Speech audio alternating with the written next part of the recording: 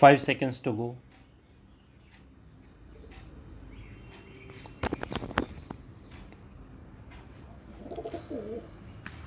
Start. Since you last met in November 2008, a number of officers and men and women of the security forces have made the supreme sacrifice and laid down their lives in the service of the nation. We shall do well to remember that no other body of men and women is called upon to pay such a huge price in times of peace. I salute the memory of these brave men and women. Our hearts go out to the members of the families, and we pray that they may find the strength to bear the irreparable loss. Officers of the Intelligence Bureau were awarded the Police Medal for Meritorious Service on the occasion of Independence Day 2008 and Republic Day 2009.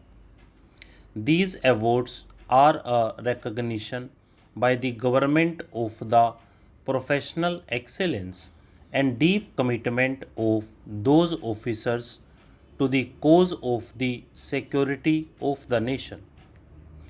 I offer them my warmest congratulations and good wishes. The Intelligence Bureau is the heart of the intelligence community. The heart beats round the clock silently and unseen. Its work is not often noticed by the people. Government is aware of the immense contribution made by the intelligence community in general and the Intelligence Bureau in particular. We convey our appreciation through the awards and urge the intelligence community in general its good work. In 2009, elections were held to the Lok Sabha and to several state legislatures. The scale of the exercise was truly humongous.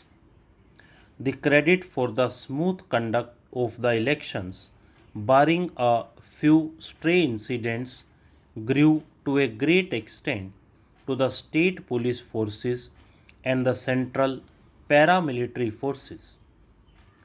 The government and the people thank you for your dedication and hard work. I am happy to address the 3-day conference of the leaders of the police. We meet under circumstances that pose formidable challenges to the security of the nation. The attacks in Mumbai on 26 November 2008 were a game changer. We can no longer afford to do business as usual. Policing in India was always a challenge. After 26/11, the challenge has become more grave. Beginning today, over 3 days, I urge you to take stock of the prevailing security scenario to discern significant trends that impact law and order, to assess the preparedness of the security system, to identify the existing vulnerabilities and suggest measures to overcome them, and to share the best practices and experiences. India's security faces many threats from many sources. Broadly speaking, the main sources of threat are terrorism, left wing extremism, and insurgency in certain states. While violence is a common thread that runs through the three main sources of threat, there are significant differences between one kind of threat and another. The government's response to the different sources of threat cannot be undifferentiated. Cross border terrorism is a matter of deep concern. Terrorist groups, including LET and JEM, persist in their endeavor to launch terror attacks. They continue to innovate new ways and means of deniability. They find sport among disgruntled elements within India. Cells and modules within India lend an Indian character to these activities. Through community in general, other innovative measures we must detect and deny any opportunity in general adversaries. Intelligence is the key. We were able to bust 12 terrorist modules in 2008, and in the first half of the current year, we have been able to neutralize 13 modules. Left-wing extremism purports to be a radical form of communism. Today, various groups adhering to this outdated ideology have their pockets of influence in 20 states across the country. Over 2000 police station areas in 223 districts in these states are partially or substantially affected by the menace.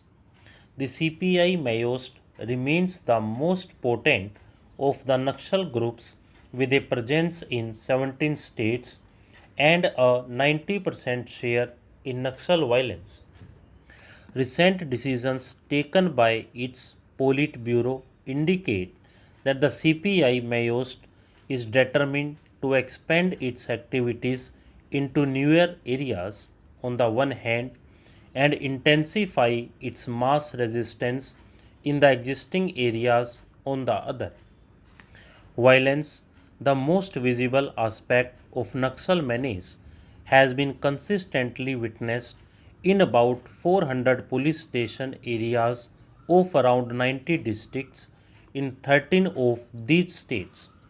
Last year, a total of 1,591 incidents of Naxalite violence resulting in 721 killings were reported from 399 police station areas of 87 districts of 13 states. This year, 1,405 incidents of Naxal violence resulting in 518 killings have already been reported from 355 police stations in 78 districts in 11 states. The CPI Maoist has also improved upon its military wares and operational tactics.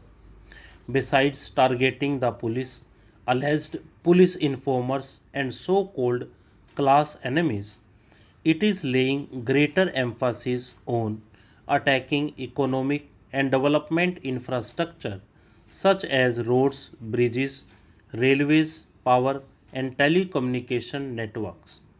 With increasing sophistication in fabrication and deployment of improved explosive devices IEDs, it has inflicted more casualties on the security forces SFs. As many as 80 SF personnel were killed in 53 landmine based attacks by the CPI Maoist in 2008. 123 SF personnel have lost their lives so far. Stop.